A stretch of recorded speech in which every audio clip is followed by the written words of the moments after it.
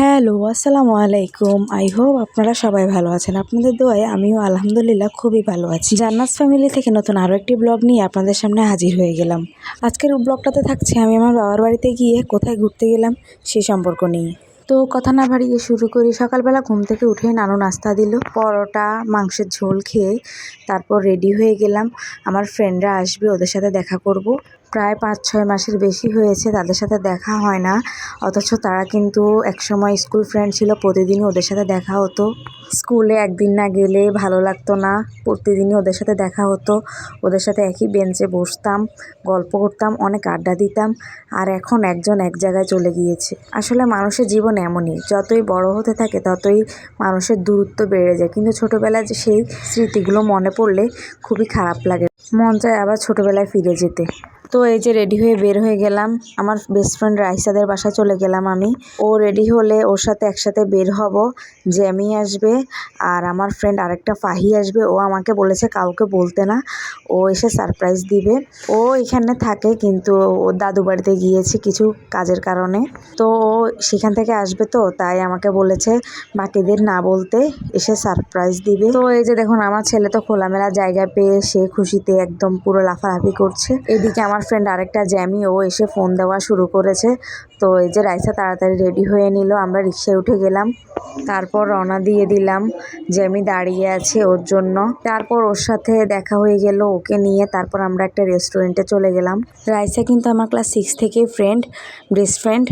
ও আমার লাইফের A to Z সব কিছু জানে, আমি ওর সাথেই সবসময় শেয়ার করি। তারপর ক্লাস 9-এ ওঠার পর জ্যামির সাথে পরিচয় হয়। তারপর আমরা রাইসা, জ্যামি আর আমরা 3 জন বেস্ট ফ্রেন্ড ছিলাম। রাইসার সাথে আমার আজ প্রায় 12 বছরের সম্পর্ক, আর জ্যামির সাথে 8 বছরের সম্পর্ক। আমার আরও একটি ফ্রেন্ড আছে ফাহি, ওর সাথে আমার ইন্টারের পর থেকে পরিচয়, কিন্তু ওকে আমি হাই স্কুল থেকে ওকে চিনতাম। তখন থেকে কিন্তু আমার কাছে ওকে অনেক ভালো লাগতো, কিন্তু কখনো সাহস করে কথা বলা হয়নি। একই স্কুলে পড়তাম, একই ক্লাসে থাকতাম, কিন্তু কখনো তার সাথে কথা হয়নি। ইন্টারের পর থেকে তার সাথে পরিচয়, এখন এত ক্লোজ হয়ে গেছি আমরা। জ্যামির সাথে একটু দূরত্ব হয়ে গেছে, কিন্তু রাইসা আর ফাহির সাথে অনেক ক্লোজ হয়ে গেছি আবার আগের মতোই। কিন্তু আমাদের দেখা কম হয়, যার কারণ হচ্ছে আমি শ্বশুরবাড়িতে থাকা হয় বেশি, তাই বেশি দেখা করতে পারি না। বাবার বাড়িতে আসলে একটু দেখা হয়। ফাহি কিন্তু এখনো আসেনি, ও কিছুক্ষণ পর আসবে, তখন আমরা আরেকটা রেস্টুরেন্টে যাব। তো এই যে রেস্টুরেন্টে আমরা অর্ডার দিয়ে দিলাম, ফ্রেঞ্চ ফ্রাই, বার্গার আর একটা মোজোর কম্বো ছিল, সেই কম্বোটা অর্ডার দিয়ে দিলাম। রাইসা জ্যামি এখনো কিন্তু জানে না যে ফাহি আসবে, আমি শুধু জানতাম ফাহি আসবে।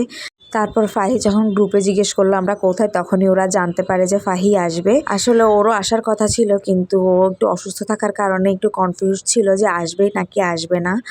অবশেষে তারপর সে আসলো।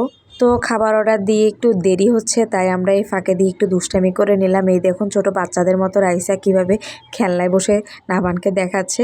নাভান তো এখানে ভয় পাচ্ছে, নাভান এখানে বসবে না। তো রাইসাই বসলো, বসে কিছুক্ষণ দুষ্টামি করলো। তারপরে যে আমাদের খাবার চলে আসলো। ফার্স্ট টাইম এখানে এসেছি, কিন্তু একদমই মজা ছিল না খাবারগুলো। যেমনটা আশা করেছিলাম একদমই তা হয়নি, খুবই বাজে ছিল বার্গারটা। ফ্রেঞ্চ ফ্রাইয়ের মধ্যেও একটু লবণটা বেশি ছিল। ওরা এসেছিল এখানে আগে, আমি আর আসিনি, আমি প্রথম এসেছি। প্রথম হিসেবে আমার একদমই ভালো লাগেনি। আপনারা যদি আমার ভিডিও দেখে থাকেন তাহলে নেক্সট টাইম আরও ভালো করার চেষ্টা করবেন। তারপর এই যে দেখুন নাভান কিভাবে নাচছে, আর রাইসা জ্যামি দেখছে, দেখে অনেক হাসাহাসি করছে। তার সাথে সাথে কিন্তু রাইসাও নাচছিল, জ্যামি ভিডিও করছিল। ছোট থেকে ওকে অনেক আদর করে ওরা। জ্যামি ওকে চিপস কিনে দিয়েছিল, তো সেই চিপস আমরাও খেয়ে নিয়েছিলাম।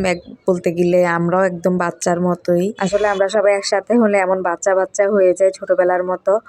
বললাম না, খুবই মিস করি ছোটবেলার দিনগুলো। সেই আগের দিনে ফিরে যেতে মন চাই স্কুল লাইফে, কিন্তু সেটা তো আর কখনো সম্ভব না। আজকে দেখা হলো, আবার কবে দেখা হয়। তারপরে যে ফাহি চলে আসলো, ফাহি আসার পর আমরা আরেকটা রেস্টুরেন্টে চলে গেলাম, কারণ ওই রেস্টুরেন্টের খাবারটা আমার কাছে একদমই ভালো লাগেনি। তাই আমি ফাহিকে বললাম এখানে খাইস না, চল আমরা আরেক রেস্টুরেন্টে চলে যাই।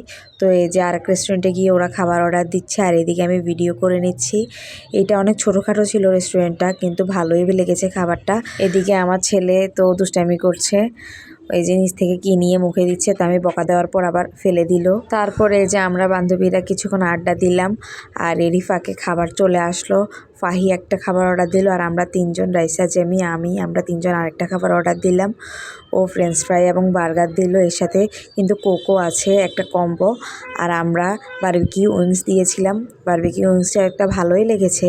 তো তারপর আমরা খাচ্ছি, আর নাভানের মুখ একটু দিচ্ছি, ও তো খাবে না, বারবার মুখ থেকে ফেলে দিচ্ছে।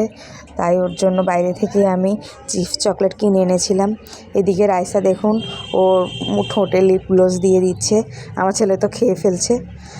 তো এই যে খাওয়া দাওয়ার পর বিল দিয়ে দিল, পেটটা ভরা ছিল তাই এখানে কম অর্ডার করেছি। এর আগেও এখানে খেয়েছি, আবার এখানে এসে খেয়েছি, এত খাওয়া কীভাবে খায় মানুষ, তাই কম প্রাইজের মধ্যে এই খাবার জিনিস অর্ডার দিয়েছিলাম, যেহেতু বাসা থেকেও খেয়ে গিয়েছিলাম। তো এই যে খাওয়া দাওয়া শেষে আমি এবার প্রেশার মেপেছি, আমার প্রেশারটা লো হয়ে গিয়েছে। বলেছে রাতে ওষুধ না খেলে আবার হাই হয়ে যেতে পারে, মানে হাই লো এই দুইটার মধ্যেই আছে, তাই আমার মাথাটা বেশি ঘোরায়। তাই আমি আর বেশিক্ষণ থাকলাম না, আমি চলে আসলাম, রিক্সায় উঠে গেলাম।